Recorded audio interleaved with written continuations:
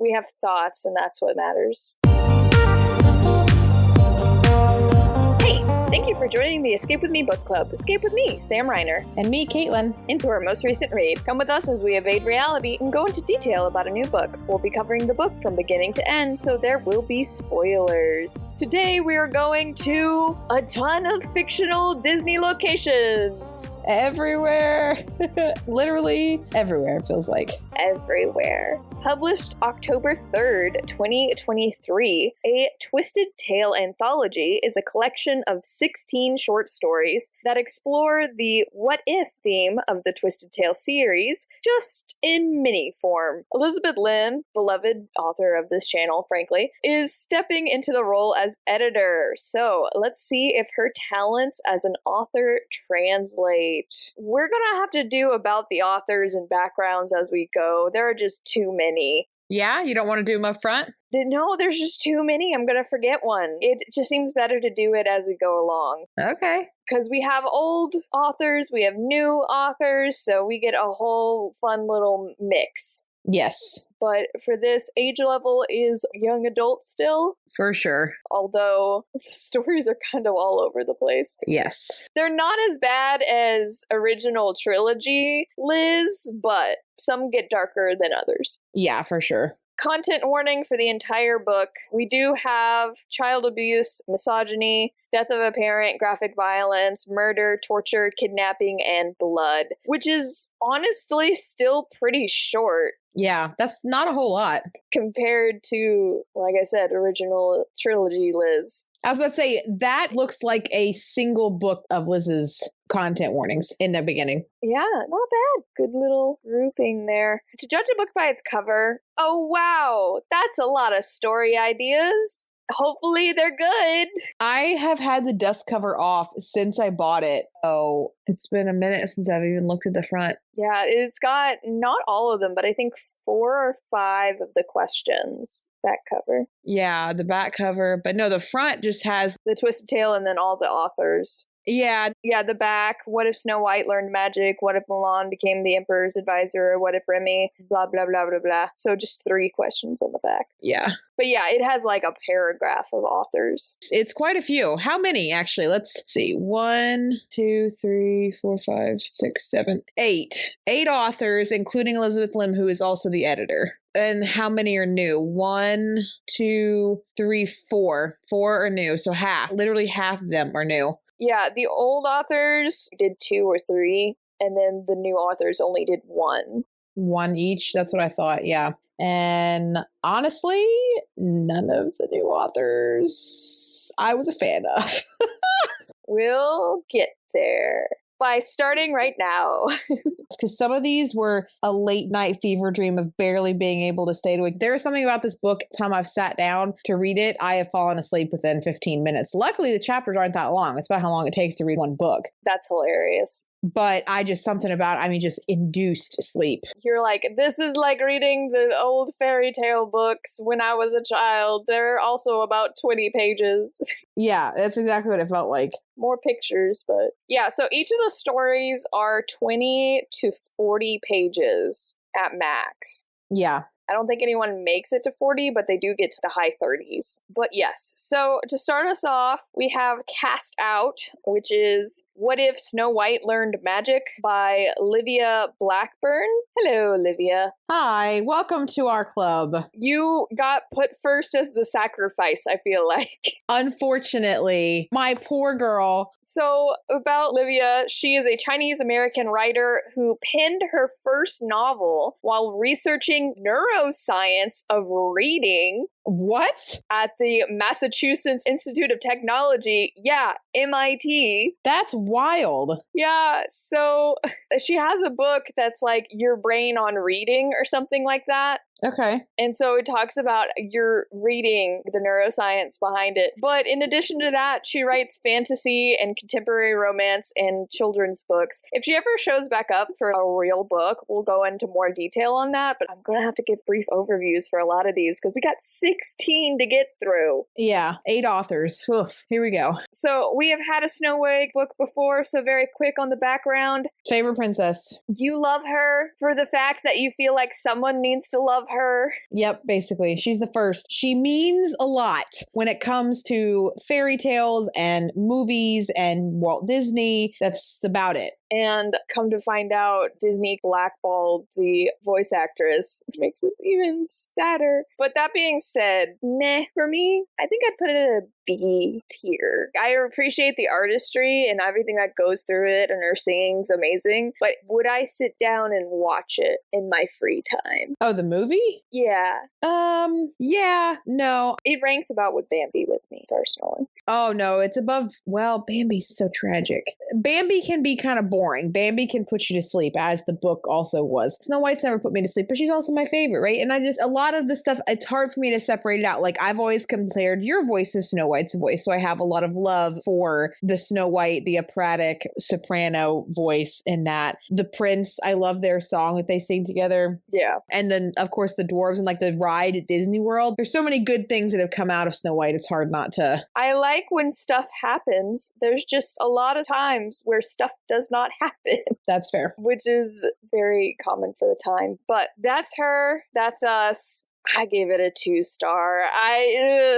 We did not start strong with this one. I'm pretty sure I texted you and said we started with the worst one. So I didn't do stars the way you did, because I did forget that's how you typically do it. I just pulled up a note and started ranking them and which one I was reading. Does it come before or after some of the others? That one went last and never moved up. It's pretty rough. It's both rushed and boring at the same time. Okay, and that's something I want to talk about because I am not used to short form structure. And I would argue several of these authors also aren't used to that. That is a complaint. That's my baseline, is I felt it was so rushed. I wanted more details, or you expanded on details that could have been left alone. Every single one of them felt so rushed. Everything was so obvious as to what was happening. And that might just be a flaw of short story writing. So there are very few times where I've read a short story and been like, I am satisfied, because we are so used to this long form content. But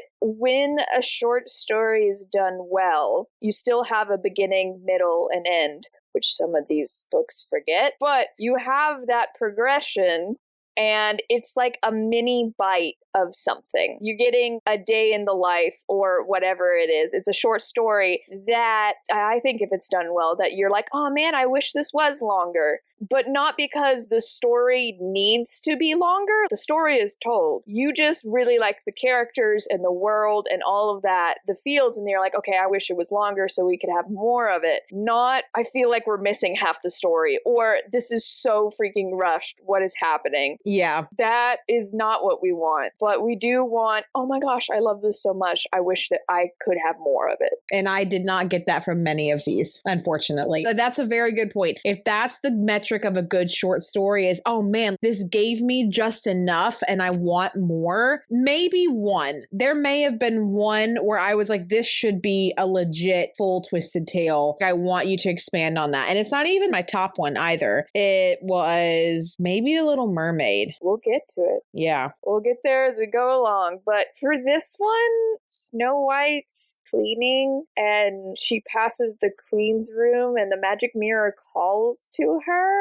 And this is my summation. The mirror goes, hey, your stepmom has magic and you could have magic. Any hoodle, nice talking to ya. Yeah. And then you never talk to the mirror again. Ah! But she does talk to the mirror again. Oh, that's annoying. Yeah. And so he's literally like, you could learn magic, bye. And so Snow White can't stop thinking about it. And so she goes back to the room with the mirror and she finds a potion recipe. She practices other spells where she can shrink and unshrink things. Yeah. But the mirror is like, you need more magic, but I can't help you because black magic. Yeah. What is happening here? What are we doing? She finds a candle and the mirror, goes through the doorway, finds a life-giving spell and a shield spell. I hope you thought those would be important. Nope. Nope. I mean, kind of. She learns about reverse magic at some point, and then that's how she manages to do things. things. Yeah, and oh gosh. Anyway, it still ends up, the queen tells the huntsman to kill her. The huntsman decides not to kill her, so she runs away, and so she's with the dwarves. And she also managed to, she shrunk the mirror to take it with her. Yeah. What? Like, what? Also, after having the Jin Kalanina book where the mirror was actually the evil one, the mirror being helpful feels like such a base take. Yeah. This isn't Shrek. We're not having a dating show. What's the point? Anyway, despite the fact Snow White took the mirror, the evil queen knows she's alive and knows exactly where to find her. How?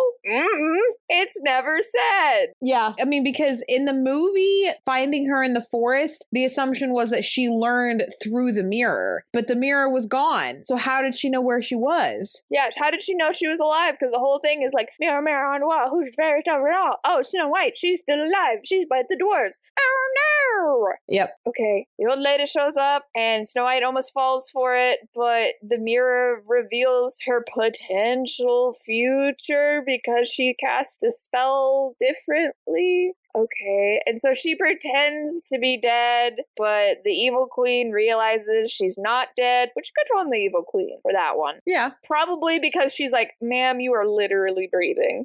Like, have you ever seen somebody pretending to be dead and they're very obviously breathing in movies, extras and stuff? It's so funny. Yeah. So she casts this magic spell backwards, ending up trapping the queen in the mirror. The end. Yep, that was it. I like the idea, but this is one of the authors where I'm like, Olivia, what are we doing? Yeah. I give it 2 stars because literally my comment is, why did you make me read that? Yep. So mine was, can you please do some good with Snow White? I beg you, please. This was trash. Sorry, Olivia, you don't get any credit, and bold to open on this one because yikes. I was so mad. I was like, can we please just do Snow White well? Especially after the movie has come out since the last time we did a Snow White book. Can we please do some good with her? It makes me so sad. Alas. Didn't do well. Jin's version, the actual version, if it hadn't had that really rushed ending, I think that would have been pretty peak. But this one does not replace that one in any way, shape, or form. I don't even want the concept of it to become a whole book. Yeah, no. Well, I mean, the idea of her learning magic, sure. Is fun. Right? That I'm all here for. But I think one of my problems is her learning magic interferes with so little in the book. Barely anything changes. Yeah. Except for the very end, she traps her into a mirror instead of the prince having to kiss her. Yeah. The movie still happens. She's cleaning the castle, and then the huntsman murders her, and her forest friends help us find the dwarves, and she stays with the dwarves. And no, the evil queen comes. And so I'm like, so nothing happened. Nothing. There is no what if in this. Yeah. It is just a footnote and an alternate ending. That's a fair point. It's more of an alternate ending. And I mean, that's fine to do with the twist, because we don't do that with a lot of Twisted Tales. It's not what if one small detail was changed. It's what if this other thing happened that set someone on the course, right? But just because it's a small detail doesn't mean it needs to play a small part in the story. Exactly. We did not start strong. No. Anyway, Elizabeth Lim put herself second. Yep. I just wondered, did she think it would be a little too self-indulgent to put herself first? How did she decide to order these? That is a good question, because something we texted about, but we haven't talked about yet, is the editor's note she put at the beginning, right? That I just was laughing at. I think I sent you a picture of it and how they got to it and how they came up with the idea and X, Y, and Z. Girl, I mean, I'm glad for you for stretching your career and being able to say you're an editor now, but you didn't do a great job. I'm not going to say she didn't do a great job. I think there are some things she could definitely be better at. But I don't know how much of this project was her creative decisions. And once again, I'm going to blame Disney. I don't know. The way she describes it in that foreword, she had a lot, but maybe not. Yeah, I don't know. If I had more information, I would be like, yes. I don't know, Disney's so suckish. Like, working with Disney sucks so much. Yep. But yeah, weird choice. Weird choice for first. But she's the second one, a first mission. What if Mulan became the Emperor's advisor? And honestly, I feel like the stories that take place after the movie are stronger in a lot of ways. Yeah, they're pretty good. Because it doesn't have time to give you a huge rundown of what happened in the movie. Yes. It's a Disney movie. Why are you picking up a Twisted Tales book if you haven't seen the Disney movie? Exactly. So it just automatically is like, you know what happened in the movie, let's move on. And so we're not wasting precious page space explaining about how Snow White almost gets murdered and how she hangs out with the dwarves and how she tells them goodbye in the morning. All that. But I kind of love this, and I feel like this is the true ending. Mulan goes home, hangs out with her family for a couple of months, and then she's like, I'm antsy. Oh, this is not what I thought it was. Also, I have an obligation to the women and girls of China to actually do this job. Yeah, and I could totally see that happening. Her being like, I just went through a lot. I just need to be home for a bit. Stays home for a couple months, and she's like, anyway, on to the next thing. Yeah. So she has come back. She has decided to be an advisor. The men hate her because she is a woman. Naturally. And Chifu is the worst. I would argue almost even worse than he was in the movie. Oh, way worse than he was in the movie, because he was only mean to the Mulan near the end. Yeah. He was more humorous and comedic in the movie. But we don't have Mushu and we barely have Cricky, so... Yeah, all of our comedic balance gone. So she goes there. There's a really bad flooding in a town that has silkworm farms. And so they're like, cool, we have to go to the silkworm farms to save them because it's a huge export for China and it's really important for this city. So they're heading that way. And Shifu, just like with Shang, making a note of everything to tell the emperor and be like, oh, I'm going to get you in trouble. So as they are going, Mulan and Shang find a village that has been flooded, and there are people actively on roofs and trying to escape this. So they decide, screw the worms. These are living people. Yeah, exactly. That need help. And he's like, but exports and finances. And they're like, but people. So what ended up happening, and I kind of love it, is Mulan and Shang stay to help the villagers. Get them out, get them shelter, get them food, whatever. Save whatever they can save. Yeah. And Chifu just continues on to get the worms. Yeah, he said, bye, I'm leaving. So he comes back 2 days later all smug because he's like, he, I got the worms. And you didn't. I don't know. I found something really funny about that. Yeah. Good for him for doing something. Anyway, he does a thing and he almost gets drowned in the river, but Mulan ends up saving him. As she do. And he's really silent on the whole way home. And then they get there and the emperor's like, give your report. And then it starts off and he's like, Mulan abandoned the mission to just hang out with some villagers for 2 days. And then it eventually comes into, no, actually she saved lives, and including mine. And that's kind of important. So I'm cool with this now. Yeah, redeemed. And also the flirting in this one was great. Oh my gosh, they're so cute! Gave me the smiles, gave me the blushes, loved the flirting in this one. Fantastic. They are so cute!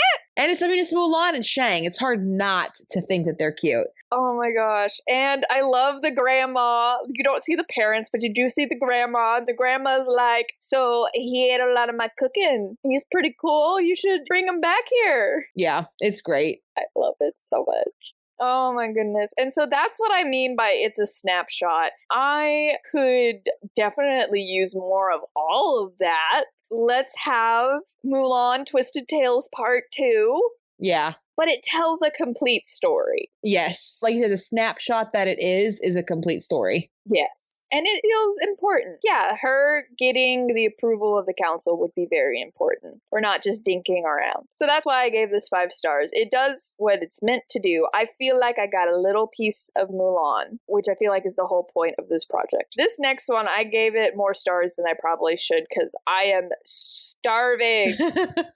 Et voila is What If Remy Had Met Colette First. Is by Liz Braswell, who is the originator of this series, we've talked about her in so many episodes, but she started out with Aladdin because she's an Egyptologist, fun fact, and then she just has kept going. So why not? She also wrote, what is it, like the 8 Lives of Chloe? Yeah. That was hers before, her IP before she started doing this, but I love Ratatouille to an unhealthy level. Oh, it's so good. It's so good. Ratatouille's fantastic. From everything, from the big stuff and the details, and it just makes you want to cook something. Yes. And that's pretty good coming from someone who hates cooking. And just even to the smallest tiny details, like the fact when Remy runs by the soup that Linguini messes up and he almost throws up. And it's funnier because rats don't have a gag reflex. Yeah. They eat literal trash. Of course they don't have a gag reflex.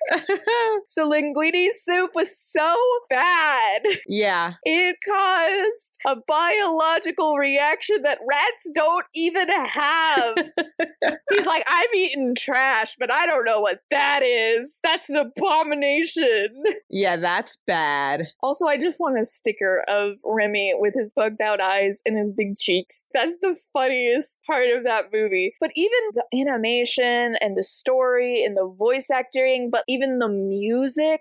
Yes. The soundtrack I'm invested in. I don't even like Paris, but I'm sold. Yeah. This is great. It's a fantastic movie. And the message. And we get so little from it. Yeah, from this book. Well, I mean, from Disney in general. Oh, yeah, following up. He finally showed up in Kingdom Hearts 3, but for the most annoying part of the game, as per all players, because they won't shut up about finding ingredients. Well, I mean, he's got his own ride now. And then he's also in the cozy Dreamlight Valley, where you also cook things. And he's my favorite part. I go to the restaurant as many times as I can. I want to run the restaurant with Remy. Just let me do it. Stop giving me 3 people per day. I just want to make soup with him. Yeah. But other than that, we didn't get a TV show. The video game that came out was so bad that my friend who we would borrow each other's games, trade back and forth, and she had it for the Wii, and it was so bad that she wouldn't let me borrow it. Oh, wow. She's like, no. She's like, this is trash. And she let me play some trash games. So that was terrible. Yeah. We didn't get a TV show out of it. We don't get a movie sequel. He doesn't even get a full book in this Twisted Tales, and so we got him. We got him. And then... And we got Remy and Colette. They're my 2 favorite characters. Let's go. Yeah. It's honestly disappointing. It's very disappointing. I rated it 12th. Was not a fan. Yeah, I was just disappointed. Again, it felt rushed. It didn't feel like a snapshot of the story. It felt like you were trying to give me what should have been, I don't want it, but should have been an entire Twisted Tales book. You rushed through the Linguini, finding out that related. That made no flippin' sense. And all that nonsense. Like, you find all that out. And then he's like, oh yeah, I'm sitting on a dynasty. Let me just fund your restaurant with a rat. Please, please, please, please. So, Colette is in a sexist world where men are sexist and they are terrible. This one lays it on a little thick, but it's true. That's facts. Yeah, fair. But they do lay it on a little thick, considering how little page limit they have. She runs into Remy. Colette is fascinated by his unrat-like behavior. Think she's hallucinating at one point because she's been awake for so long or something. But this entire time, Remy's been running away from the slightest hint at humanity, and Colette walks out the door and he's just vibing, waving at her, doing his little rat thing, completely ignoring her. What? Yeah. Why are you doing this? Colette ends up giving him some of her food, and then she's like, oh, I wonder if he could cook. And so she starts giving him more and more tests to see if he can cook, and then people are finding out about it, and she ends up having a midnight pop-up where he cooks a certain amount of meals and sell to people, which I totally could believe that happening for a couple days. Absolutely. Yeah, fair. But no more than that because social media. And I think they even allude to that too. They're like, eventually people figure out and show up what's going on, and then you're just like, come on. Yeah, Linguini is just in his office waiting for him, and he just decides to start going through his desk and none of the drawers are locked. It happens in the movie. Remy finds it. Remy's the one in there. He finds it. He grabs it. And then what's his face? The stupid one. I can't remember his name off the top of my head because I keep calling him Chef through the whole movie. They mention his name like once. But he's like, oh no. And then there's that whole chase with him on the bicycle and Remy running around and getting on the boat. When he finally comes back to the office, Linguini's sitting in it and he has a little thing. Yeah, what? Linguini, what are you doing? But anyway, he finds it in the unlocked drawer. Okay. Mm-hmm. And then he just sits on it till the end of the book? Yep. Like at one point she's like, oh no, I might lose my job or something like that. And he's like, nah, I got you. No, if I can help it. And she's like, okay, weird thing to say.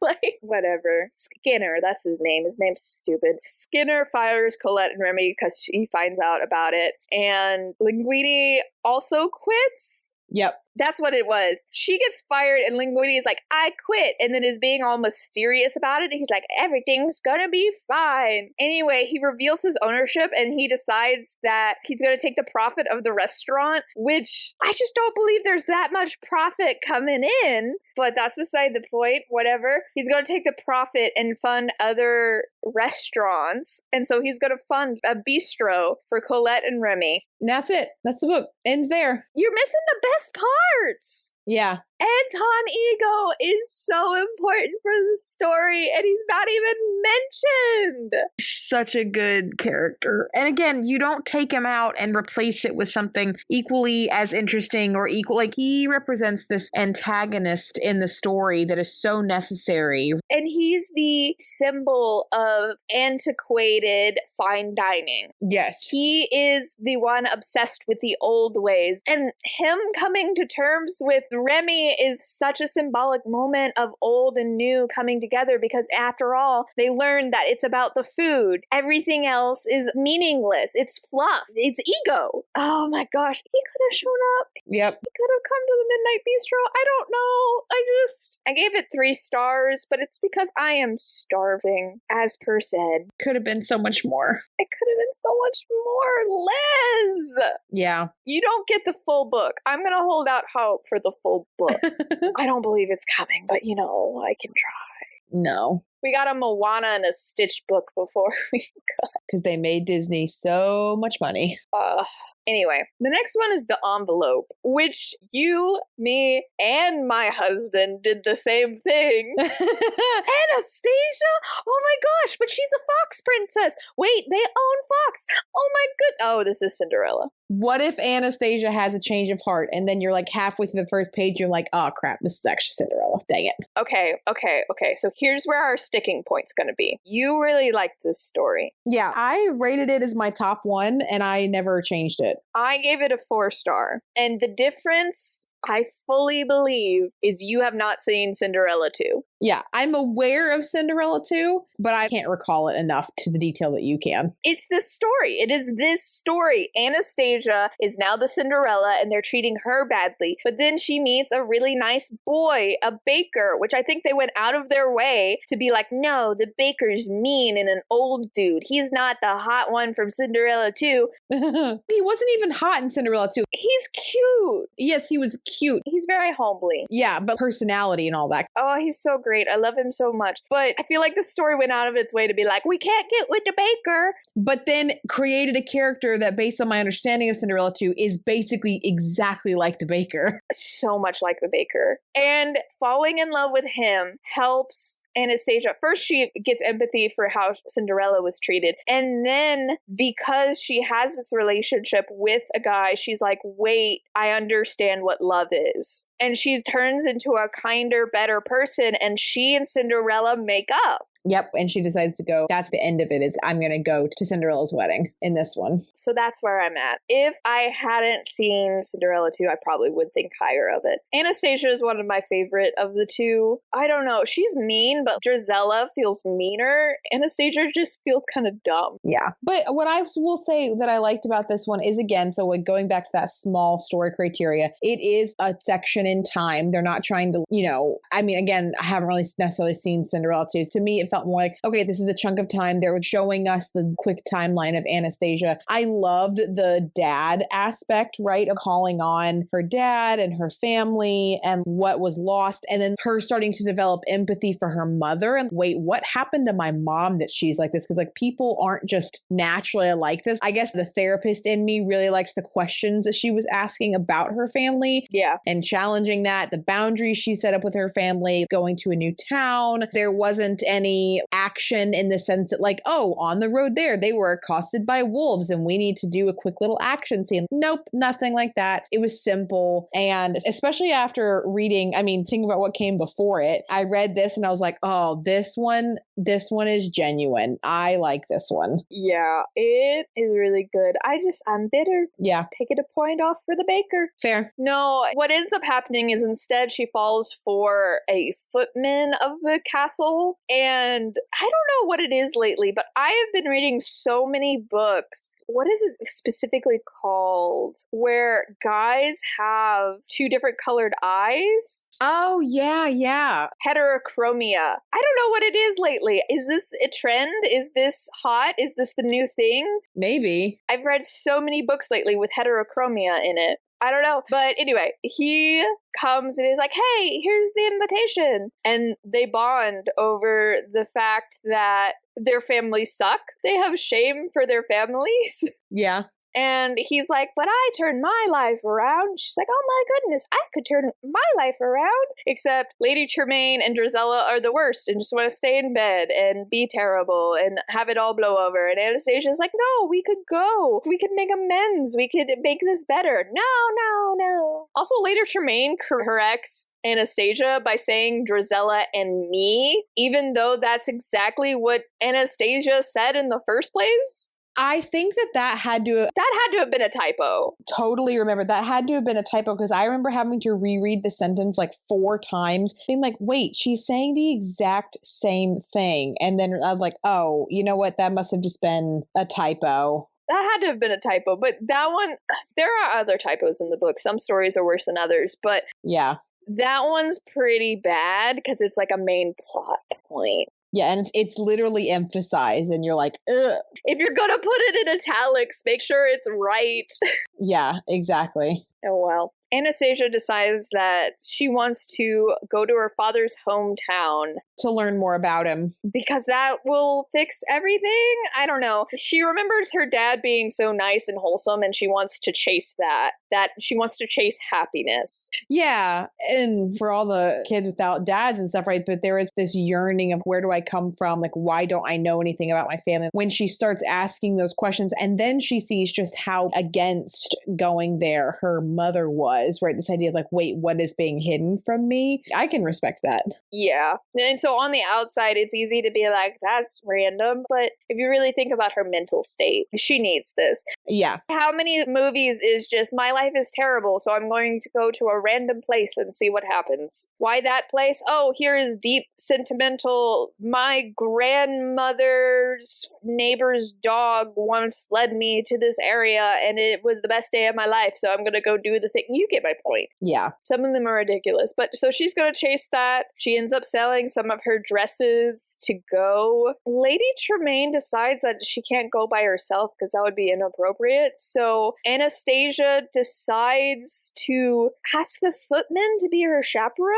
Her traveling alone is way worse than her traveling with an unmarried man. But we're not going to say anything about it. I was just like, if we're going to be upset, granted, she didn't tell her mother, oh, I'm going to go with him. So maybe it would have been more of an issue. But I was just like, Anastasia, I feel like you know a little bit better. But okay, bring your honey. Let's go. So they go to the town. A lot of people are new. I thought that was going to come up because several people have been like, oh, we've lived here for 4 years, specifically. But anyway, she finally finds someone that knew him as a boy, and Anastasia decides to be kind of her live-in nurse and companion and take care of her, and she's gonna figure out herself. And the footman's like, oh, you're gonna live here? And she's like, just for now. And it's very clearly like, oh, oh, they like each other.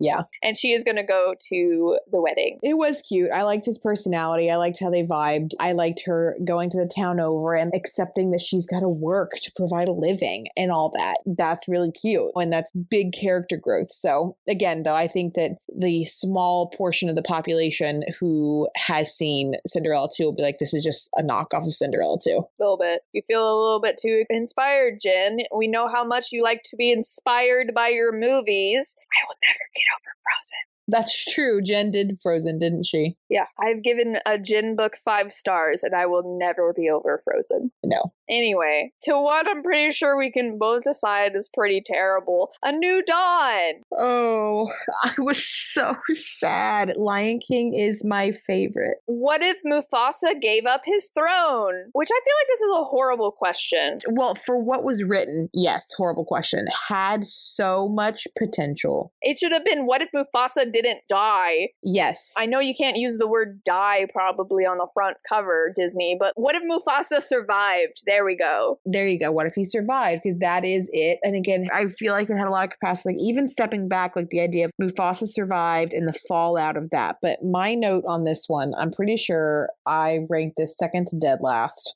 I ranked it 13 out of the 16th. I said, I don't like alternative stories that depend on a character doing a 180 and acting completely against the original IP that we know them for. Mufasa's character was horrible. Not a fan. Don't ruin The Lion King. It's too beloved to mess with. I feel like we get a lot of things with The Lion King, but they're bad. Yeah. But yeah, when it said, what if Mufasa gave up his throne? What if Mufasa gave up his throne to Scar? That's what I thought this was going for, because Mufasa didn't give up his throne for a cub. And so I was like, holy crap, what if Scar had the throne? And I was real excited. Not what happened. No, Mufasa survives the wildebeest attack, but has sustained a leg injury, which there was someone who was defining what civilized means between animals and humans. And it's like, when do we know if you're quote unquote civilized? Oh, okay. And their criteria was if you get a broken leg and you can live after it. Because in the wilderness, if you get a broken leg, you're dead. If you don't get eaten, the environment is not conducive for you to live. That's true.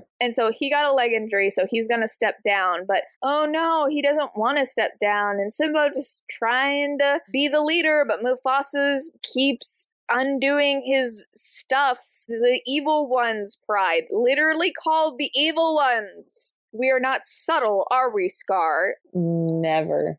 Granted, he is so dramatic. He is full drama. Always has been. So Simba's setting up scouts because she's worried about it, and Mufasa literally tells the scouts to stop. What are you doing? Yeah, don't take Nala's word for it. She's one person. Excuse you. So for whatever reason, this is Farah, by the way. Poor Ferret. She's not doing super well. She did The Princess and the Frog full book, which we liked parts of it and didn't like other parts of it, and Brave, which neither of us liked. So she takes Mufasa, the wise leader, yep, who is known for his wisdom, and makes him a petty old man that doesn't understand that Scar is evil. Yeah. Yes, he has a blind side for him. He's always had a blind side for him. But my man, Scar literally said, long live the king, and pushed you off. What are you telling me? It was an accident. I'm gonna go to the watering hole with him. Yeah.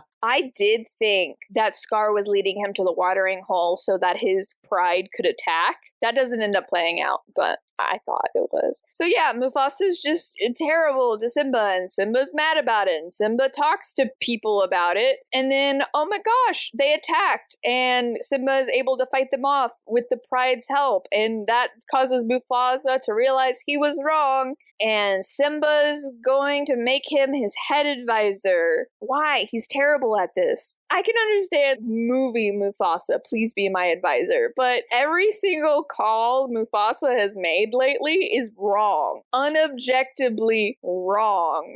Yeah, he was doing so bad. Also, there's this weird moment where Simba's about to kill Scar, and they're like, no, Simba, you'll be like him. And Simba decides that he is not like Scar, so he is just gonna banish him. Oh, so the movie still happens. Good to know. Yep, the end of the movie basically felt the exact same. I ended up giving it 3 stars for competence. It is a story. It's just not The Lion King. That's a low bar there. My husband and I fight over whether Hamlet or Macbeth is better, but even Hamlet deserved better.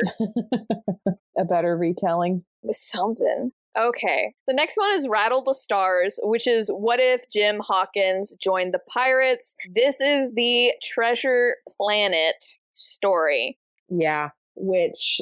The icon they used is a flying ship, okay? I thought this was Peter Pan, and I was like, who the crap is Jim Hawkins? Oh, you didn't realize who it was? No, I am not. Okay.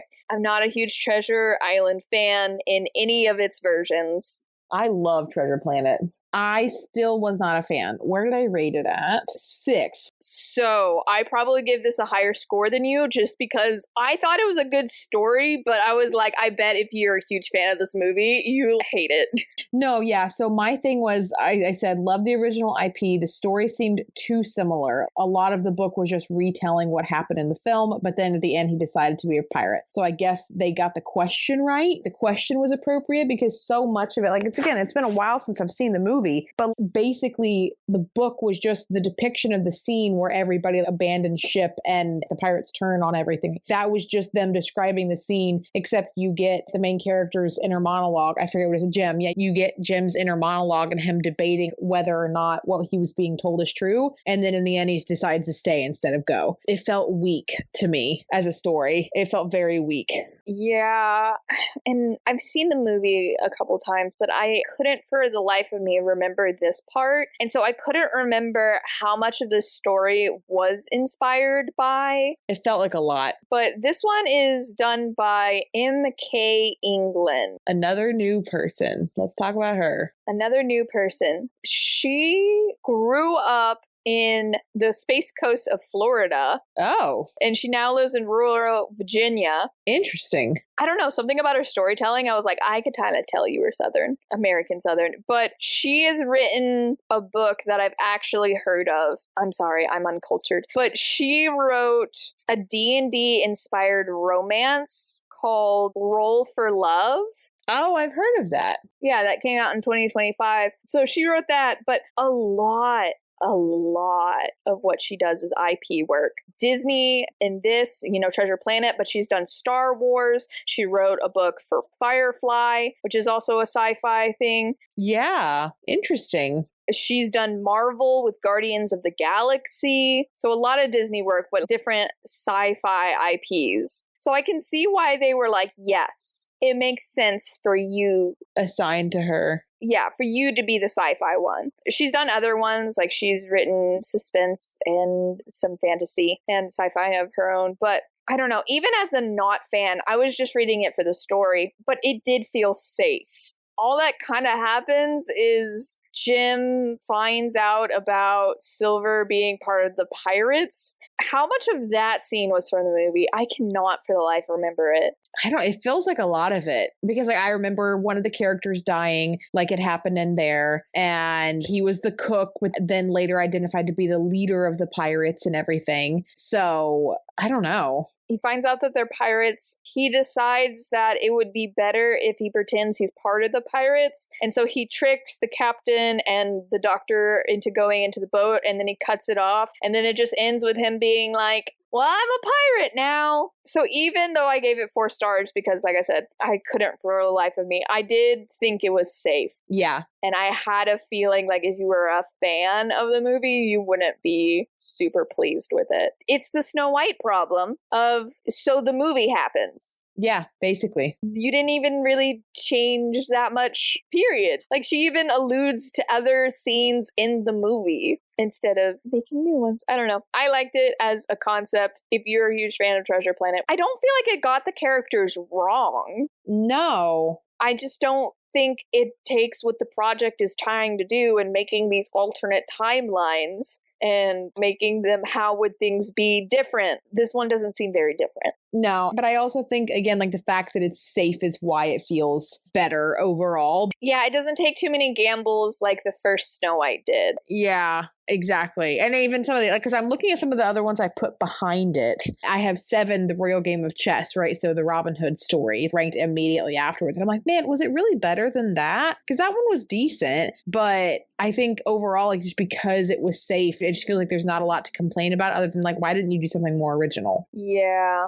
Good writing, so good author, but like the concept, you're too used to blending in with the IP work. We wanted you to stand out. Exactly. But yeah, A Royal Game of Chess is next, which is Robin Hood, which if you don't like Disney's Robin Hood, what's wrong with you? Yeah, how dare you? How dare you? This is where so many got their furry start. In the sense that it was published first, however, definitely not the first movie that I saw and experienced that. Lion King 2. Oh my gosh. Okay. Anyway, what if history wasn't quite right about the legend of Robin Hood? And this is Liz Braswell. I don't even know what that means. But based on what we know the twist was, it's accurate. It just means that Marion's Robin Hood. No, I know, but it's an appropriate question, technically. It's so vague. It's very vague. We could do that for any of them. What if the tale of Rapunzel isn't how you thought it happened? That's true. No, really? Well, because that story applies just to the original movie because the original movie is about animals. Yeah. So what ends up happening is Marion is Robin Hood, which I do like as a concept. But here's the thing. Isn't that the plot of the full-length Robin Hood book? What? The Twisted Tales, the full-length Robin Hood book. The question is, what if Maid Marian was the real outlaw? You're right. We haven't read that one yet, though. So is this just our hint? Who authored that one? So that one was by Mari, and it came out afterwards. It came out in September 5th, 2024. And I'm wondering if they just had such a good reception for this story that they took it and they were like, yes, do it. We want a full length of this. Maybe. I don't know. That caught me off guard because I own the book now and I read the question and it's once again, what if the female character did it? And so I was just like, wait a second. What? I don't know. But she's Robin Hood and Prince John's an idiot and they still have the archery contest. His name is Red instead of Robin Hood. The archery happens. Prince John decides to capture the people that, oh, you must be Robin Hood and all of these are your merry men. So he captures them and Marion gets them out by thinking really cleverly, which I love about her. I also love that Sir Hiss is done by the same voice actor that does Winnie the Pooh. Yes. And I love that this book acknowledges that you would think he would have a lisp, you know, like Jungle Book, but he doesn't. Oh, that's true. Wow. All right, Liz. Okay, you're a fan of this movie. You get it. But yeah, she gets them out. It is good. The plan works perfectly. King Richard returns and Marion and Red marry, and it's a wonderful life of adventure. Yeah, I don't know. I can't justify why I put it as number 7. I love the idea that Robin Hood was actually a woman in disguise, go Maid Marian. Like you said, overall, I'm realizing that I'm definitely leaning towards I liked the ones that weren't, I'm going to try to condense the entire movie down into this timeline. Yeah. But telling a slice of the story. And I think that is ultimately why I liked the Treasure Planet one more than this one, because Treasure Planet was a slice of the story, but this is, oh, I'm telling you Maid Marian is a woman and how that would have impacted the rest of the whole film. And I don't need that. It's a lot. Now, I will say what I do remember from it and that I liked was that I think this is the only one that opened in media res type thing, where so they opened with the, they've caught Robin Hood, that's not possible. They start laughing and then cut back to explain why that's amusing kind of thing. I think it's the only one that did that. And that was interesting. Yes. I gave it 4 stars. I still thought it was good. Yeah. No, I thought it was good overall. The Secret Exchange. What if Eric met Ariel after she rescued him? which feels a little clunky. Yeah, the question made no sense. Again, I sat there and read it multiple times saying, like, what are you trying to tell me? Because she did meet him after she rescued him. Yeah, what are you implying? So what they mean is they don't have the situation where she leaves. She saves him, he wakes up groggily, sees a beautiful woman singing to him, and then she scurries away. Yeah. He wakes up in time and they are like, oh my goodness, let's meet each other, let's talk and stuff. Which, loved it. The montage of the cultural exchange on the boat was great. Yes. I loved it. I much prefer that to the grotto scene in the actual one where her dad comes in and she's like, but I'm an adult. And he's like, you're a child. And now as an adult, you're like, yep, you're a child. Get over yourself. Yeah. And I don't know, for whatever reason, Elizabeth decided that Sebastian's going to be her bestie. Yes. Flounder shows up a couple times to be like, yeah, you go, girl. Everything you do is correct. But it was Sebastian that's really doing the friend duties out here. Oh, yeah. But yeah, they get to know each other on the boat, which I was worried about. I'm like, oh no, is it going to be like the other ones where it's like, and they live happily ever after? No. Nope, we still have some conflict. There was a time where they'd mentioned eels seeing them and then slinking away. And I was like, yes. Yeah, she's going to be there. We still have our villain. Yeah. I will say, though, that she was not as intense in this one. Like, the way she died was not nearly as intense. No, but none of this was nearly as intense. She didn't get the Triton, so... That's true. Maybe if she... Yeah, we could have added drama by her getting the Triton. But what ends up happening is Ursula kidnaps Eric. Had him underwater way too long. Broski definitely should have drowned. Yeah, I don't understand how that happened. I feel like she should have been like, hey, because humans can biologically hold their breath for about 30 seconds. Yeah. 2 minutes if you're super trained. He shouldn't have been able to hold his breath nearly as long as he did. Yeah, and it's never explained how he's able to do that. I think there was some implications, like once she got him into the clams somehow. That there was an air pocket? Yeah, but she also described him as floating there. It was very unclear. Yeah, but Triton's upset because he's like, how dare you go talk to human people? They're terrible. And what I do like in this is the climax and the main issue is solved by Ariel using land things and attacking her. And so Triton's able to see, oh, hey, some of this stuff might actually be really useful. Yeah. I also love that while fighting her, Ariel stabs Ursula with a fork. Yeah, and that's what does it. That was pretty great. I don't know. There's not much to say about it. I ended up ranking it pretty high. Oh, I gave it 5 stars. Here's the other thing I love. I love any interpretation of Eric becoming a merman. Yes. And they're going to spend a certain amount of times on surface together, and then Eric's going to come and spend a certain amount of time in Atlantica, and they're going to learn from each other. And I just love it. It's great. Again, exchange of ideas. I ranked it 3rd, actually. I said I loved the way we handled things in this book, less miscommunication. The scenes of them teaching each other things about each other's world, loved it. Didn't love how easily the villain was defeated, though. Yeah, I give it 5 stars, but it does feel a little rushed. But I just liked it so much. Yeah, I did too. It was one of the longer ones, too. It was. Dust to Dust. What if Tinkerbell was working for Captain Hook?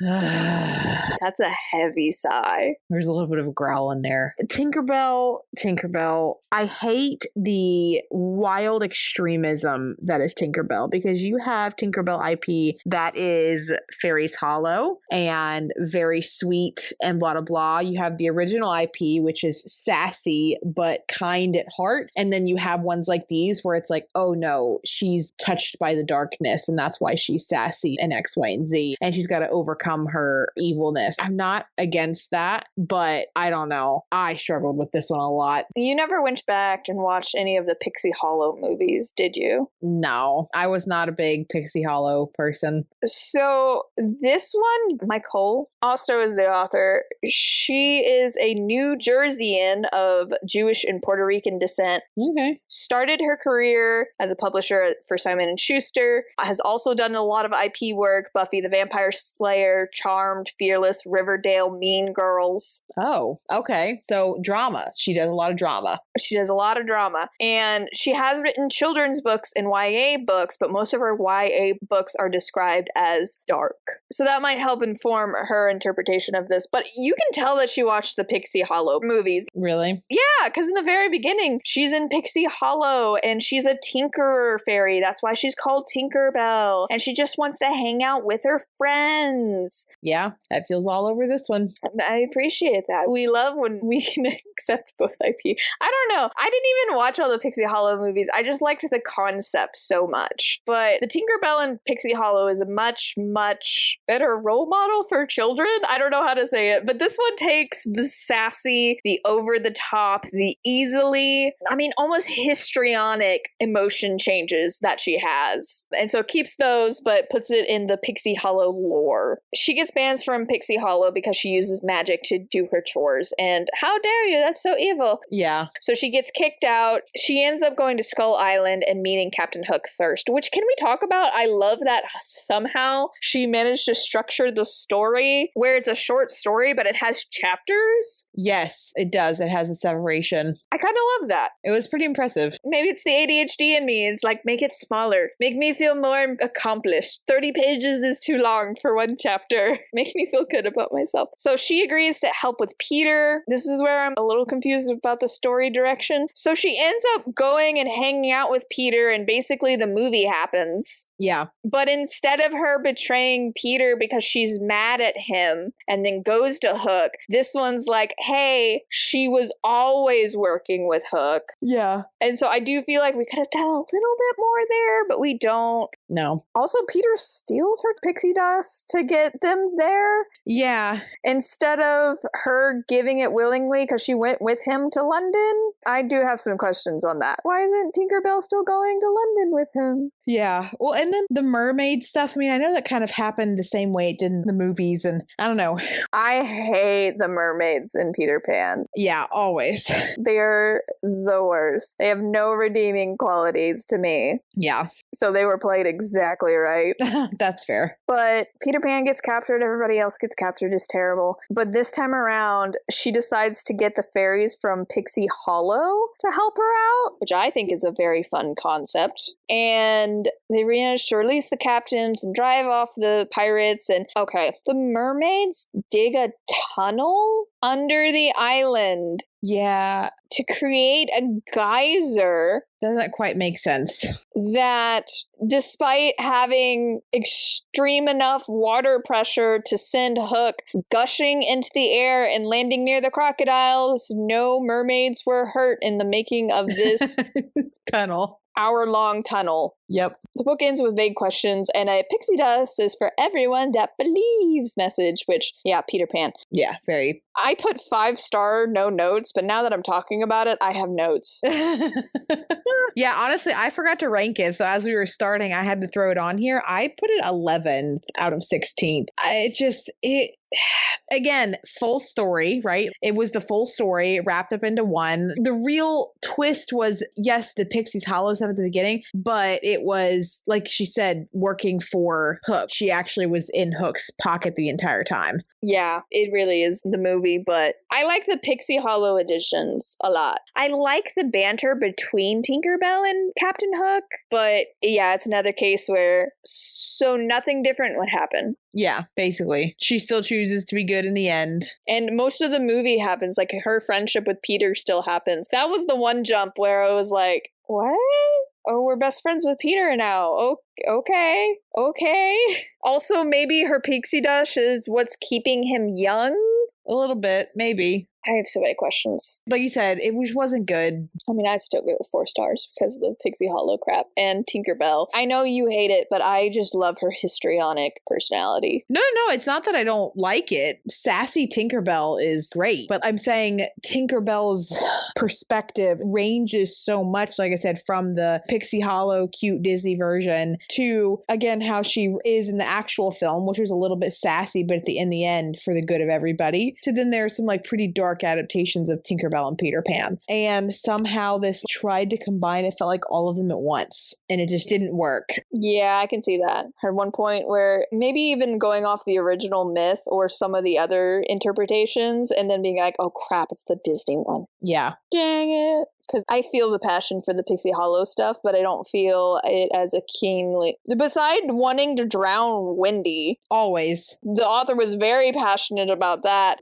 Yes. No one likes Wendy, apparently. Yeah. Anyway, Farrah's gonna take another crack at Princess and the Frog. We got Gonna Take You There. What if Naveen had to get home to Maldonia? Which is what happens, but once again, that's so vague. Yeah. Takes out the Shadow Man completely, by the way. Not even there. Yeah. I have mixed feelings about that. I love the Shadow Man. I think he's a great job. But based on her previous interpretation of him in the full-length novel... Not good. Maybe it's for the best. Yes, agreed. Charlotte's there, though. If Charlotte wasn't there, this would have been a 1-star. You gotta have your main characters. Here's my synopsis. I ranked this one second. I really liked this one. It came after The Envelope. Really good. Loved the flirting between the two, as always. I felt like it captured the essence of the original story in a short. Ranked so high because Lottie is the best character in any retelling. My only complaint is she'll have Lottie there and present and whatever, and then when she wants Tiana and Naveen to flirt and have their banter, Charlotte's completely silent. Yeah. For the entire scene. And I'm like, that's not realistic. But yeah, Lawrence quits. Instead of going to the Shadow Man, he's just like, you guys have treated me like trash. And I'm like, good for you, Lawrence, honestly. But Naveen asked Tiana to show him to the port. Tiana quit her job. Yeah.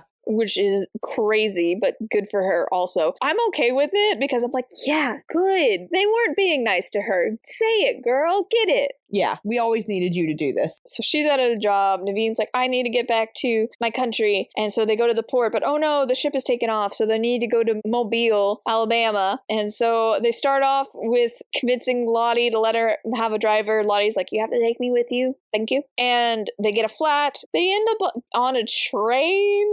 I like it though. It's so 1920s. It is. It was also threw me off so much that they kept referencing a place I've literally been before. Like this is Disney stuff, and they're talking about Mobile, Alabama, which I've driven through so many times in my life. It's like when the first book, Aladdin, and they mention Cairo. Yeah, and you're like, what? What?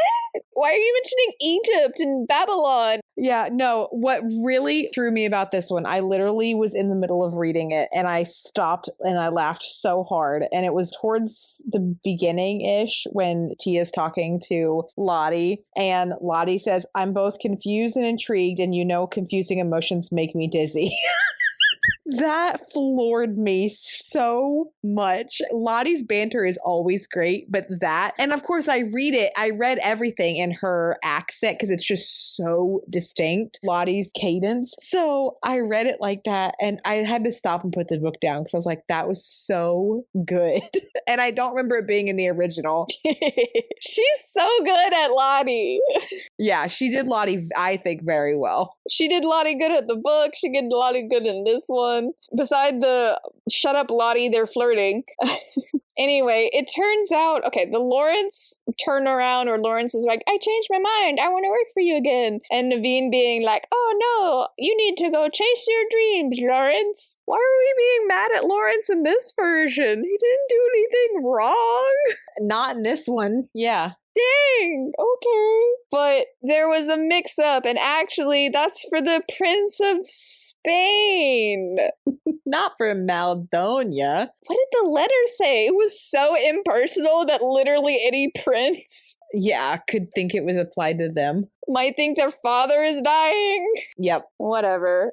They go back to New Orleans. Nolans. I loved how in the book it literally spelled out Nolans. Yeah. So that you intentionally had the accent. So Naveen's gonna be a musician and Tiana's gonna start a restaurant and Naveen's gonna get the money wired over. I'm sure his parents, who have disowned him and aren't calling him home, would definitely be down to ask them for more money. Like, that aside, 5 stars. This is the romantic chemistry the actual book was missing. Yes. Tiana and Naveen need to flirt. That's a fact. Agreed. They're so attractive. They're so attracted to each other, even in the original one, right? You have to have the flirting, but also the genuineness, because that's something about Naveen, right? That you get in the film that I think is hard to come across on the page, is that he is very genuine. And there was a line in this one where she talks about how she started telling him about her dreams of becoming a restaurant and didn't even realize until she noticed he was actively listening to her instead of just dismissing her dreams, and how more often than not people were just dismissing her and all that. And I'm like, oh, it's so sweet. Yes, it's a real genuine connection and not just, oh my goodness, you're cute or something. I met you and you are attractive. Huzzah, we will be married in the morning. It was good. Thank you. Yeah, I needed this. Thank you, Farah. We know you're a romance writer. Exactly. Thank you. Fates 3 is Brave. What if the triplets visited the witch? And so a lot of them have overlap. Like, the author that writes the short story also wrote the whole book. But for some reason, Jen got Farah's here. Yeah. Okay, different interpretation. Let's go. The triplets are 15 and menaces. Still, to literally no one's surprise. Yeah. Oh, except they're not menaces. Only one of them is a menace. Still. Hamish. But still, they're the triplets. Anyway, this is a very, very ABC family movie where one of them wants to be a strong warrior and one of them wants to be a bookworm, and the one in the middle is like, I don't have an identity outside of being a triplet. Why are you guys trying to pull away from me? So a bunch of craps happens. Also, okay, I don't know about all Disney book series, but this is the first openly gay relationship in this series. Yep. Jen, Elizabeth, I don't know how you did it. Yeah. And it was subtle. It wasn't in your face. It was like a relationship. Yeah. Yeah. Like, it was how it needs to be. It literally floored me. Like, again, I pulled out my phone and I wrote openly queer love story ? That's a first. Impressive how they did it. Yeah. I was also stunned. Yeah. Because again, it was just so thrown in there. You were questioning yourself. Like, because I remember they're talking about it and then all of a sudden they reference the name and they say Alistair. And then you're like, that's not a feminine name. And then they properly give Alistair a he pronoun. And you're like, yup, hashtag confirmed. Literally, you're just sitting there like, wait, that's a boy's name. Yeah, that's exactly how it happens. It's like, is it really? No, really, it is he. We are sure. Yeah. All right. Not a typo. I see it twice. Yep. But yeah, they go to the witch because Hamish claims it's because we pulled this prank and it went badly and now our mom's gonna make us go visit our great aunt Freya and it's gonna be terrible. And so we need to go get a spell, but actually it's because he doesn't want his brothers to pull away from him. Yep, he has to fix the situation. So they go there. It is literally the movie. Jen. Literally the same interaction that Merida has with the witch, whatever, moving past that. What ends up happening, though, is they can't decide on what spell they want. And so she's like, I'm going to do one myself. And so she ends up showing them their future if they continue on this path. Yep. Because the warrior one is just like, I want to get into combat, and he doesn't have a lot of wisdom or anything. And so it's like, if you continue on this path, you're going to get men killed. Yep. You can't just be all like, war. Men die in war. In war. Yeah. And you're not ready for that. You need to have the wisdom of a warrior. You can't just have the aptitude. Versus the bookish one where he's always, and you kind of see it, he's always shying away from people and doesn't want to be in awkward situations. And so he'll just go to his books because his books are easy. Yep. And it's like, oh, you're going to lose everything, including the person you love, because you're just so scared of risks. Yep. And then he has more of a symbolic,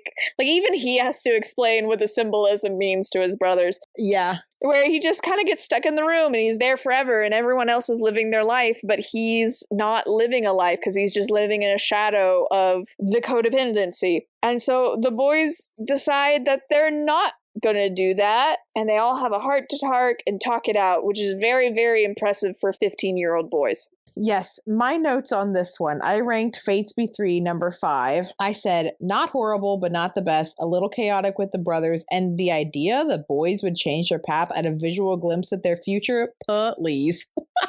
You suspended disbelief too far, ma'am. That is not possible. The lack of realism aside, I still give it 5 stars. I thought it was nicely wholesome. It really is that ABC Family thing, though, of we're having an issue the entire episode, but we'll have a 5-minute conversation at the end and everything's fine. And then everything's good. Yeah. Well, like you said, it was wholesome. And I did like that they gave the nod to Merida. Merida's now a diplomat and all that kind of stuff. I know, I was literally like, what fate has she chosen? Where's Merida? What's happening? Yeah, I know. It's just a continuation of what happens, right? So again, it was simple. And I think that's part of where when I look at the ones that I favored over the ones that I didn't, it's just the simplicity versus trying to make it too complicated. Yeah. And again, fitting in the whole story at once. Is this the only original out of any of them? I guess Mulan was similar, but you're still dealing with the 2 main characters. This feels like a spin-off movie. It does. It genuinely feels like a spin-off. Brave too. But the other ones aren't in any way. So I like this one because of that as well. I was curious in your therapist perspective. How healthy is this family model?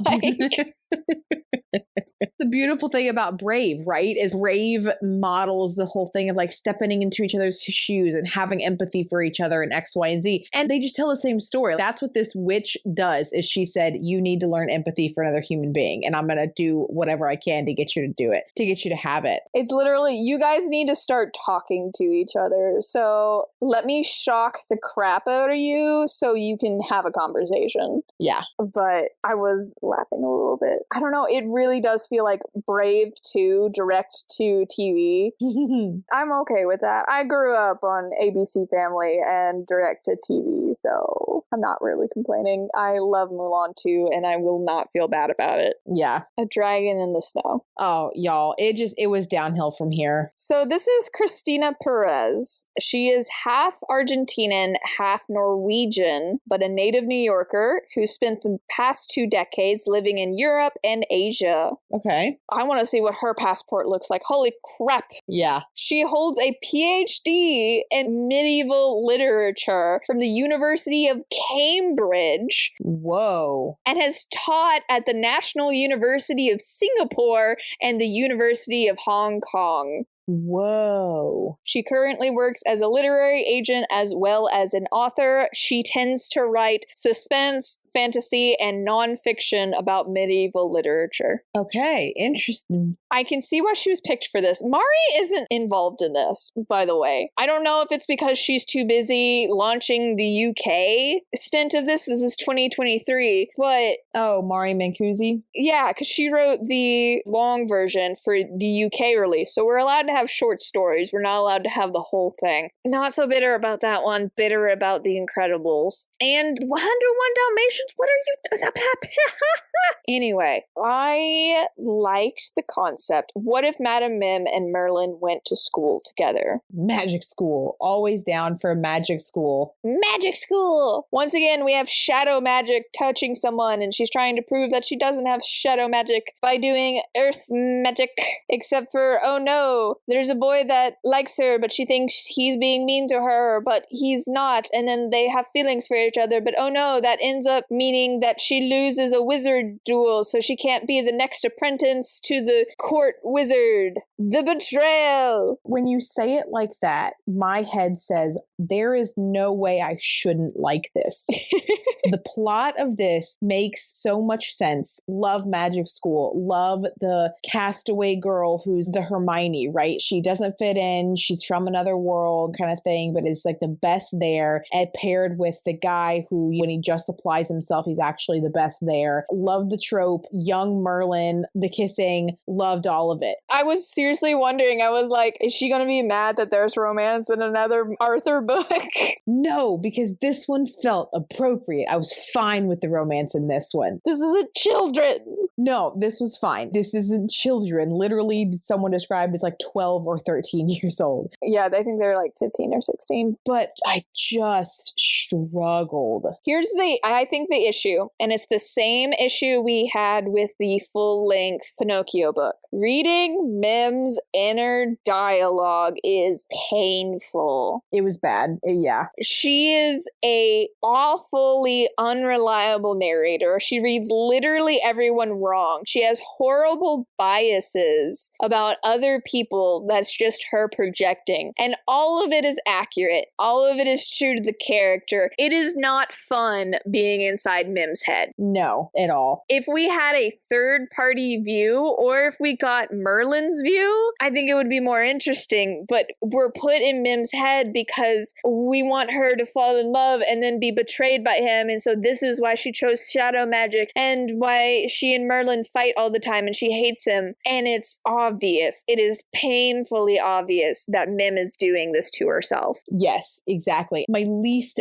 favorite trope, my least favorite type of person is someone who is constantly, woe is me, down on their self, hating themselves, blaming themselves for everything. And we don't need toxic optimism over here, but just stop, please. You're doing the most. He's obviously following me because he's... No, he's just flying around. Not everything is about you. Yeah. Stop acting like a middle schooler. Well, and then him essentially breaking her thing, right? The connection. And I love that concept, like the connection of magic, because bonds are magical. And once you form a bond with someone, that gives them power over you. Love the theory behind that. Give me more. But then him accidentally wielding it in combat kind of thing, and her just being so salty. I just, yeah. Yeah, that she's going to burn it all down. For the writing, so I ranked this one, let me pull it up. I ranked this one 9. I said way better than the original Twisted Tales, because I do agree with that. It's way better than the Sword in the Stone Twisted Tales. But good grief, how many proper nouns can you fit into one sentence?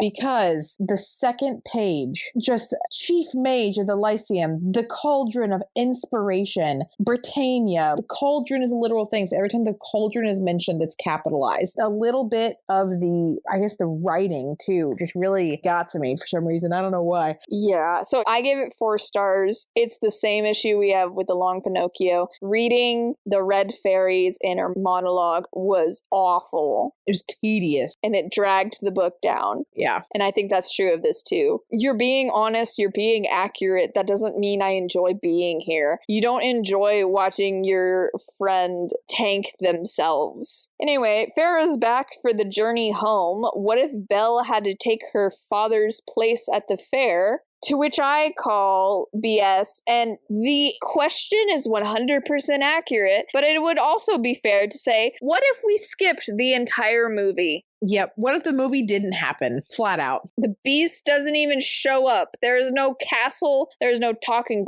furniture. There is Belle, her dad, and Gaston. And now that I'm thinking about it, barely even him. That's kind of it for the character. LeFou shows up. I think he has 1 line. Yeah, he's with Gaston. There are 4 characters in this book. And I think this is the only time that happened, right? This felt like we mentioned Ego being taken away from Ratatouille. And Ego is a big part of it, but he's not necessarily a main character. Yeah, this would be like, what if Remy never went to the restaurant? Yeah, exactly. You really gotta love Belle to love this one, which don't get me wrong, I like Belle. She's not a bad character. I appreciate everything that she represents of curiosity and reading and breaking the mold and everything. But what is the point of this story? Yeah, because what I thought was going to happen, what if Belle takes her father's place at the fair? I was like, oh, she's going to arrive at the castle first. Yeah. There is no trading her father. What happened if that dynamic was taken out of her in the Beast? Yeah. Nope, not at all. She is apparently a competent enough driver that even though she gets diverged off the road, doesn't end up wandering into the Beast castle, unlike her father. Yeah, she just magically somehow ends up on the other side of the downed log. She doesn't even know how she did it. She gets stuck in snow at one point, and she almost asks Gaston for help, but then she decides to ruin books to get the wagon out of mud. her dad gets into an accident. He hurts his leg. The doctor's like, hey, you can't be on your leg for like a week. And so he can't go to the fair. So she goes, she gets stuck. She gets lost. It's fine. She doesn't even ask Gaston's help in the end because he's like, then you have to go on a date with me Saturday. And I was honestly like, that's going to be an interesting way to take this book. No, she figures it out. Gaston leaves without saying a word. I don't know. I wouldn't feel safe meeting Gaston in a wood. Not at all. He would not have let her go. He literally tries to murder people. Anyway, yeah, she goes to the fair. It's great. Everyone loves her. The town now loves her. She's the bookseller now in the village, and everyone's turning around on reading because, oh my goodness, she's so good at recommending books. She also partners, like her dad partners with this entrepreneur to sell the inventions and invest in other inventors. And Gaston married a widowed baroness that makes him wait on her hand and foot? Yeah, that was a funny throw in. Is that poetic justice? Yeah, he thinks he's getting into a super wealthy marriage. Her husband's already died, which means she's got more money and more status and everything. And then it's like, oh, wait, no, you're actually trapped. Yeah, this one was bad. Not a fan. 2 stars. What was the point? This doesn't even have to be that IP, honestly. No. I mean, I guess a little, so you don't have to explain the dynamic between her and the villagers and then Gaston, but the beast isn't even in this. Why are you hating on Adam? Why, Farah? Why do you write so many books where you skip the romance? You're a romance writer. Yeah, exactly. Whatever. Call it a hunch. Jen's back with Hercules, and I wish she would leave it alone so badly. Because Meg she's not doing Meg justice. This makes no sense. Meg can be so much better than this. This is the setup. Hercules is a god now, and he's on a date with Meg because they're celebrating that he's about to become a god, about to have his first day, and she's about to have her first day solving crimes. Yeah, because she needs to pay rent and eat when she's the girlfriend of a god. And for some reason, takes place after the movie. For some reason, what she does in the movie qualifies her as a detective. This feels like a fever dream. This is a 6-year-old loves Hercules, but read a Sherlock Holmes book. That is a great way to describe this. What is this fever dream? So some statues of Athena have been going missing? Yep. So she goes around and she keeps finding olive pits. And I thought this was going to be Poseidon doing it. Granted, they're doing this in Thebes. It would make more sense in Athens. But the story of the rivalry between Athena and Poseidon is they both wanted Athens. Poseidon gave the people a fountain, and Athena gave them an olive tree. And so they chose Athena, named the city Athens in her honor. Poseidon has been salty about it ever since because that is what he does so well. So I thought this was going to be a Poseidon tie-in where she was actually tying in mythology, but no, it's stupid. Nope. The Hercules isn't even important. Oh no, how do I God? What is going on? People want help, but how do I help them? How do I God? There is a part where Hercules is like, do they even know I'm a god yet? How do they advertise? Yeah, how are they supposed to call on me? How do they advertise new gods? That made me think so many things. But yeah, no, it was just Hermes, and he was doing the olive pits because statues are the pits. Yeah, that's the joke at the end. He's like, oh, I thought he would really appreciate my joke that statues are just the pits. What? Yeah, Zeus would think he's so funny. Athena's mad at you. Oh, let me put them back. I thought we were going to tie in the Persephone myth with Hades. Because they mention Hades is in the overworld again. Yeah, Hades is seen in the overworld, and even Hades wouldn't try to make Athena mad. And I'm like, holy crap, is he doing something for Persephone? Is Persephone doing something? Is this Poseidon?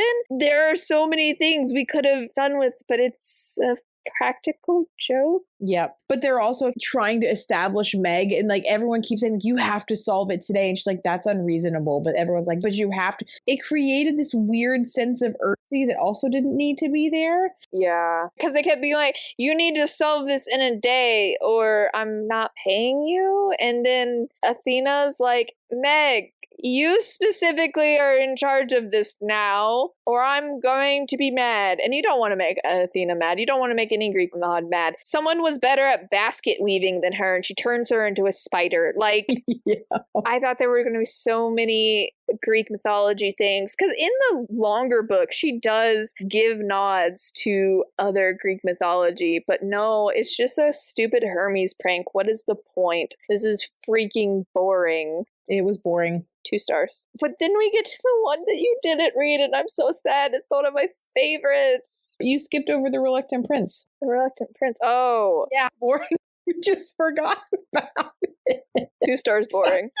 Well, here, audience, all you need to know is that Sam's notes end with 2 stars boring. Next. Thank you, next. He's an adult. Barely. It's a year after the fire.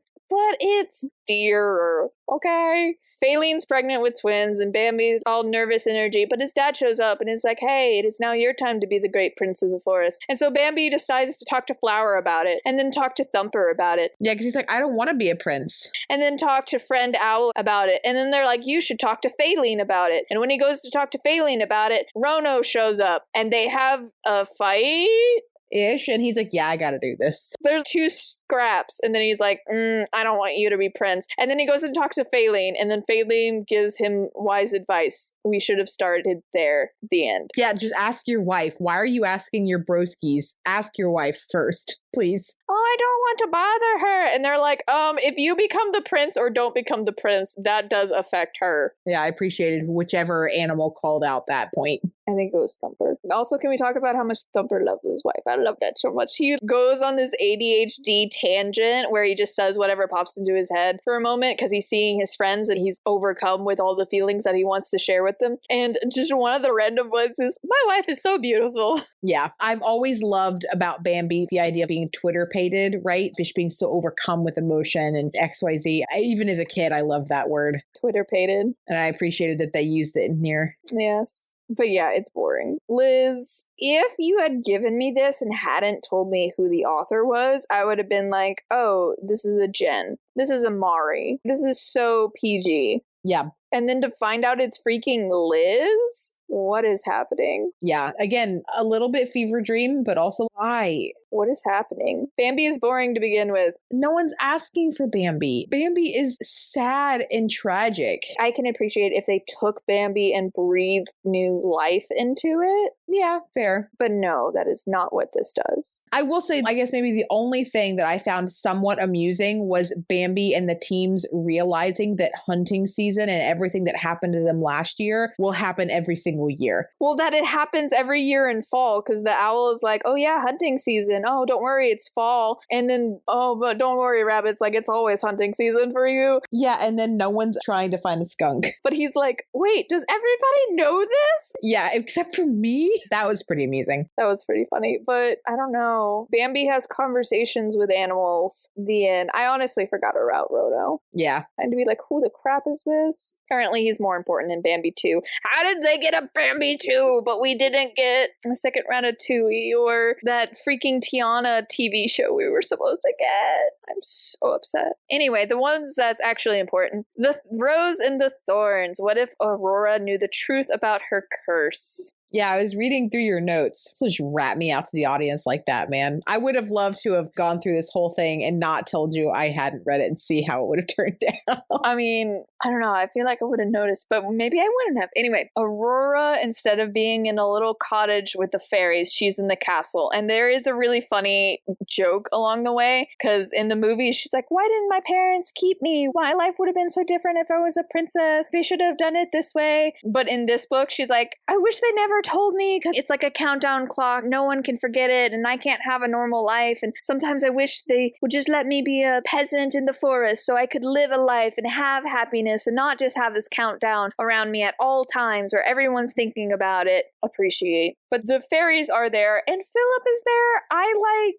the interpretation of this because they met when they were younger and like I'm learning fencing, but no one actually wants to fence me because I'm the princess and They don't want to prick me because even though it's a spindle, they're paranoid about everything. Literally, there's a scene where she pretends to prick herself on a pin to get out of her lessons, and she just collapses and pretends to be in a coma so the teacher will leave and she can run off. I'm sorry, that's so freaking funny. Anyway, so she and Philip have been friends for a really long time, and I think that's really cute. And there's also a flashback to their first meeting, and he's wearing a blue hat, and she's like, hey, your hat would look better red, which is what he's wearing in the movie. Yeah. And I think that's a reference to pink and blue, because that doesn't happen. They aren't turning her dress or whatever, but in the movie, make it pink, make it blue, make it pink, make it blue. Yeah. And so I think this was her version of a reference to that. He was wearing a blue hat, and she's like, hey, you should do it red. Yeah.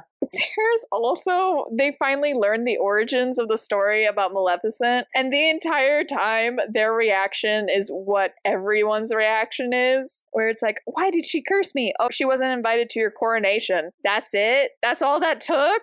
That's why. Why did she do that? And reference to Maleficent, Aurora's like, I thought my dad had spurned her. Oh gosh, but it really truly was just that she wasn't invited. Yeah, no, the truth is she's just evil. Yeah. Evil, evil, evil. Well, there is you've seen the internet Reddit post where it talks about in that day and age, obviously Maleficent was a person of power and something, maybe not nobility, right? But to not be invited to essentially the largest ceremony in the kingdom at the time would have been very insulting.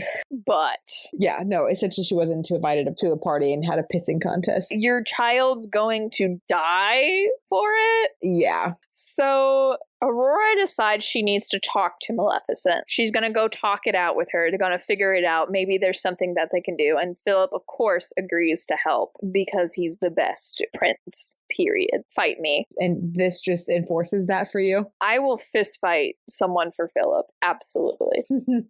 So on Aurora's 16th birthday, she sneaks out of the castle because everyone's setting up for a break the curse celebration because they're trying to frame it, oh, we're going to break the curse because Philip's here and he's your true love, and so true love's kiss, and so we're going to frame this as not your death day / when you're going to fall asleep, but this is when you're going to break the curse and everything's going to be fine. So she and Philip goes to the place. Her army immediately encircles them, and Maleficent is quite pleased with how easy all of this is, and it turns out the real reason Maleficent cursed her to die is because Aurora stands as an antithesis of Maleficent's kingdom. Aurora is the sun. She is kindness. She is doing right by your people, where Maleficent's is about power and being in charge of things, and whatever she says goes, and even turning regular people into monsters to serve her. And so that's the actual reason she ended up being like, no, I'm going and I'm going to curse you. So Aurora tries her best to talk her out of it, but Maleficent is just like, no, I'm a dragon and I'm going to fight you now. I love summarizing this without you knowing what the book story is. Yeah. You're just going to have to come along with me on this fever dream. So what ends up happening, and I love this, there's this enchanted spindle thing that has a sleeping drought on it, and it ends up pricking Philip. Oh. And so Philip is hit with a sleeping spell, and Aurora tries to fight, but thankfully the fairy trio shows up, and they end up, Aurora turns Maleficent's magic against her and defeats her, undoing her evil throughout the land, and Aurora is the one that has to kiss Philip awake. That's a cute twist. I liked that a lot, because the whole time she's like, I really like him, but what if it's not true love? Like, what if he kisses me and it's not true love and it's a whole thing, and the insecure teenager, even though everyone else can tell. Yeah. You two are cute. Don't even. Yeah. She kisses him in the end, and Philip wakes up and her curse is broken, and I love it. And 5 stars. I love that we're leaving on a happily ever after. Yeah, I mean, especially comparing how it opened. So that is a very intense juxtaposition. Yeah, that was a perfect short story, honestly. Go read it after this. Yeah, that one's probably the best. Read it before bedtime today. To give it its credit, they are so fast to read. General thoughts. So adding up all my stars, the average for this book is a 3.625, which I think is fair. I think that's fair. Yeah, that's about right. It's not amazing. I wouldn't want to go out and buy it. RIP to you. Yep. But I'm not mad I picked it up and read it. It's more than competent, but I can't say I liked the entire project. It was just so much variance between the 5 stars and the 2 stars and the probably even 1 stars in some cases, but I was generous. It's so wildly this or that I can't be like, I like the project as a whole, the anthology. If I could get a smaller anthology of the 5-star ones, absolutely. Yeah, exactly. Like you said, just the sheer variation in quality among these is just, it's whiplash. Like we said, to go from that opener of a book to be like, oh my God. And I mean, this is a thick book, 16 of them at what, averaging 30 pages a piece. It's like 570 pages. I mean, that's a lot. It's almost 600 pages. Yeah. Yeah, that's a lot. That's a lot. We could have cut some stuff. Yeah, we really could. I'm doing a question to the editor because there are so many authors. I would love to hear, how the heck did you run into these people? How are you like, you guys are the ones for the projects? Because some of them do come from Disney. And so it makes sense. Oh, you're pulling them from other projects, you know, like MK England. She works with Star Wars. She works with Marvel. Like that makes sense. But I am curious how she found all of these people. And she was like, hey, you know what you should do? You should write a short story for me. Thank you. Are these just writing friends that she found in some sort of workshop or followed her on her Instagram or even someone she admired, like she loved the book and she's like, oh my goodness, this is my chance. Yeah, that's true. It could have been. Every author needs a paycheck. Yeah, absolutely. I really want to know, like my question, I agreed, would be more, especially after reading that foreword, I immediately was just like, oh. So the foreword starts with Elizabeth Lim thanking the editor of the Twisted Tale series, which we have a name now. Yeah. And my I hate Disney so much is still, even though the whole time we were like, the editor, blah, blah, blah, blah, blah. Now that I know the editor's name, and I'm like, I'm sure it's not you. I'm sure you're not the problem. Because Elizabeth talks about how receptive she is and how good she is at listening to authors and giving them leeway and stuff. And so I'm like, she sounds like a great editor. I'm going to just continue to blame Disney. Yeah, but now you're the editor. And again, still problems. The writing quality, the typos, the consistency. And it's just, what is it like for you to have to edit so many different styles, right? Because obviously you're not trying to go for one cohesive thing. What does it have to be like for you as an editor that you're editing? I mean, literally 8 different, or 7, and excluding herself, right? 7 different authors worth of writing styles in one, not a novel, right? But one collection. That's just got to be a lot. I can't even imagine the pressure. Yeah. Of that. That feels like an act of masochism at best. Yeah, I agree. But that does lead me into my one question for the editor. Author or editor? Which one did she enjoy more? Because it could be very much be that it is a little bit of a dumpster fire, but she enjoys being there in the dumpster fire. Yeah. There are people with that personality that are like, I like having the control. I like the logistics. I like the chaos. I like bringing organization to a chaos. I like seeing a project from beginning to end and having more of a say. So even if the project doesn't end up being fantabulous, she likes the process of being an editor. Or does she like the process of being an author? That's a good question. I feel like that's safe enough that the NDA won't stop her. Gotta be careful about those. And then if you drink some Veritaserum on your deathbed, truth don't lie, which one was your least favorite? And was it yours about Bambi? For the fans. I'll do Bambi for the fans. Yeah, was there ever a moment where you're just like, fine. Yeah, exactly. We just have to do it. We have to get it printed. The deadline is here. Let's just move forward with it. Or did she seriously love every single story in here? Probably. We can have a deluded queen as well. Like, if you love your project, I'm so happy for you. But, like, for real, alas. It is what it is.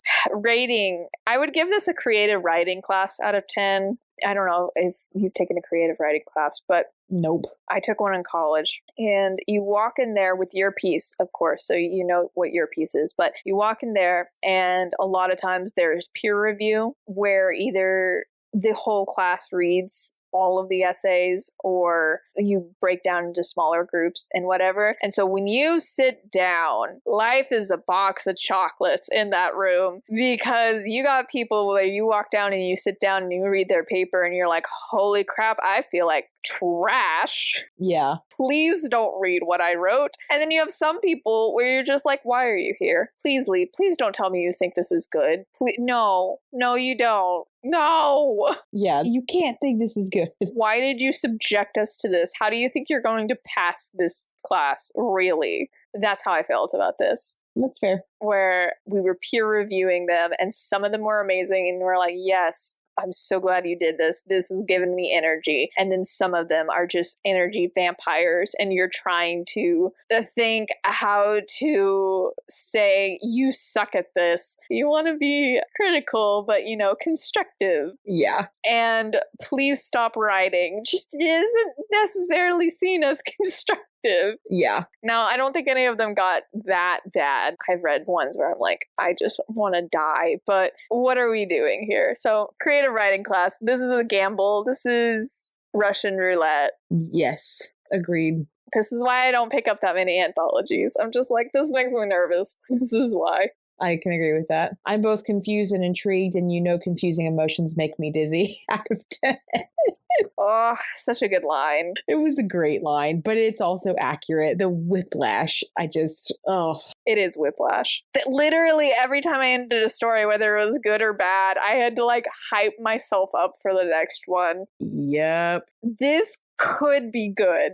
Was the best pep talk I could give myself. Yeah, we'll see how it goes. So you get some good ones. You're like, okay, I can do this. I can do this. And then it hit you. Oh dear. Reality hitting you in the head out of 10. Read again. Like I said, I wish I could maybe I should get a copy and do what those fancy ones do where they take off the cover and put a new cover on it or rebind it somehow. I took a bookmaking class. I know something about binding now. Maybe I just need to take my X-Acto knife and all my favorites and then rebind them. There you go. Into another copy. That is more work than it's probably worth. And so I will never actually do that. Also, I have a crippling anxiety about hurting books. So I could never, but if there was some sort of singular form or something where I could just read those, yes. But as it is a 3.625 for me.